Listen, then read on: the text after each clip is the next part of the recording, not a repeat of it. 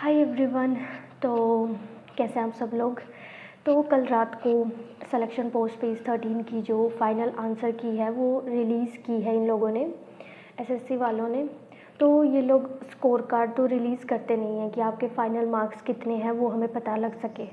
जिनका सिलेक्शन नहीं होता उनकी तो मतलब शायद नहीं करते, उनका स्कोर कार्ड नहीं शेयर करते, और शायद जिनका हो जाता है तो उनका भी मतलब बहुत टाइम बाद करते हैं।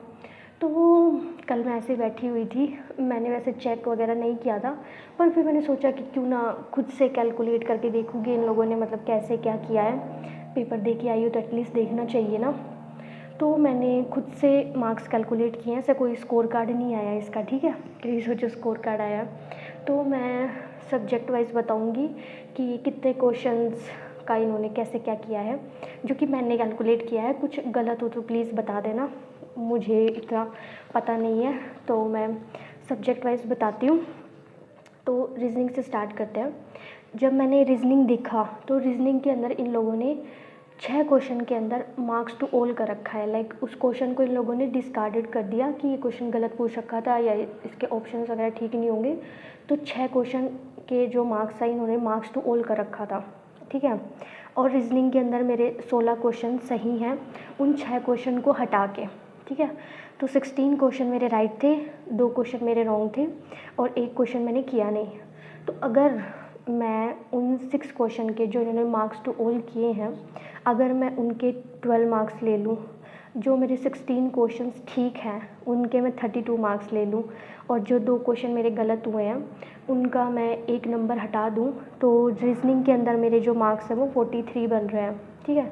इसमें कुछ मैंने ऐसे मार्क्स टू ऑल वाले में मैंने तो देखो, क्योंकि एक क्वेश्चन सही होता है तो आपको 2 नंबर मिलते हैं, तो मैंने तो वो 2 नंबर काउंट किए हैं। तो मुझे नहीं पता वो सही है या गलत है, तो बता देना आप लोग। दूसरा अगर मैं बात करूँ जीके की, तो जीके के अंदर इन लोगों ने 2 क्वेश्चन के अंदर मार्क्स टू ऑल कर रखा है। जो दिशा वाला क्वेश्चन था मेरी शिफ्ट के अंदर, वो एक क्वेश्चन 2 बार रिपीट था, मतलब सेम क्वेश्चन, तो उन्होंने शायद उसको कैंसिल कर दिया होगा और 2 क्वेश्चन के अंदर मार्क्स टू ऑल दे दिया। 17 क्वेश्चंस मेरे सही थे, 3 क्वेश्चन मेरे रॉन्ग थे और 3 क्वेश्चन मैंने किए नहीं।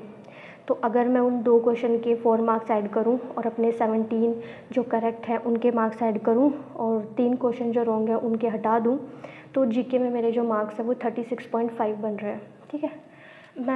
मैथ्स में ऐसा कोई क्वेश्चन नहीं था जिसके अंदर ऐसे मार्क्स टू ऑल किया गया है या किया हो। इसमें मेरे 24 क्वेश्चंस सही हैं और 1 क्वेश्चन गलत करके आई थी मैं, तो इसमें कोई भी क्वेश्चन चैलेंज नहीं है, ना ही मार्क्स टू ऑल वगैरह कुछ दिया गया है। तो इसमें मेरे 47.5 स्ट्रेट बन रहा है, ठीक है। उसके बाद अगर मैं बात करूँ इंग्लिश की, तो इंग्लिश के अंदर मैंने 22 क्वेश्चंस करेक्ट किए हैं, 2 क्वेश्चन मेरे गलत हो गए और 1 क्वेश्चन मैंने किया नहीं। इंग्लिश के अंदर भी कोई भी क्वेश्चन ऐसे मतलब मार्क्स टू ऑल नहीं दे रखा, तो इनको अगर मैं करूँ तो इंग्लिश में मेरे 43 मार्क्स हैं, ओके। अब अगर मैं इनको जोड़ती हूँ, लाइक इन सारे मार्क्स को जो अकॉर्डिंग टू मी मैंने कैलकुलेट किए हैं, तो मेरे जो मार्क्स हैं वो 170 बन रहे हैं। और मैंने कुछ 5-6 पोस्ट के लिए अप्लाई किया था, उनमें से आई गेस कुछ 3 पोस्ट के लिए जो कट ऑफ थी वो 170 से कम गई थी, ठीक है। आई गेस 165, 167 और 164 या पता नहीं कुछ इतना, मतलब 170 से कम थी और शायद 3 की 170 से ज़्यादा थी। तो मेरा सिलेक्शन नहीं हुआ, मतलब अभी क्योंकि नॉर्मलाइज मार्क्स नहीं है ये, मैंने ऐसे कैलकुलेट किए हैं। तो नॉर्मलाइजेशन में क्या पता मतलब हुआ ही होगा कम, सिलेक्शन नहीं हुआ है मतलब, तो ऑब्वियसली मेरे मार्क्स तो कम हुए हैं।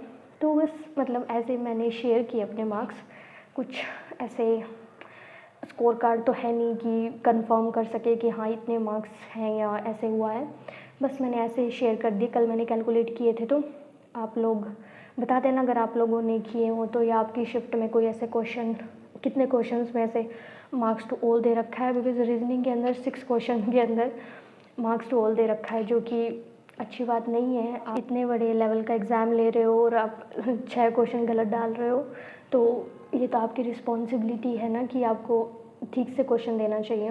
तो यस यही था। तो मैंने तो ऐसे ही मार्क्स कैलकुलेट किए थे, तो आप लोग बता देना। तब तक बाय बाय, टेक केयर।